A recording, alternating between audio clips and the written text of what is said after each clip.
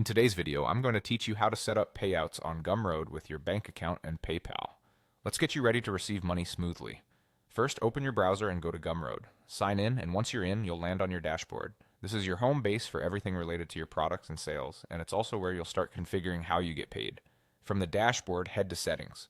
Inside Settings, look for the Payment section. This is where you'll enter and manage your payout details. Take a moment to make sure you're on a stable internet connection and that you have your banking details handy. Accurate information here prevents failed payouts and delays. Now scroll down to the bank account area. You'll see fields for the necessary information based on your location. Things like your account number, routing number, IBAN, or SWIFT BIC, depending on your country and bank. Enter everything exactly as it appears on your bank documents. Use the legal name that matches your bank account. Ensure the currency and country are correct, and double-check every digit. A single typo can cause a payout to bounce back.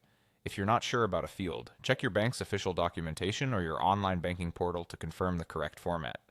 Once your bank details are in and you've confirmed they're accurate, keep scrolling to find the PayPal section. Here you'll see the option to connect to PayPal. This connection is only available when your account meets Gumroad's requirements.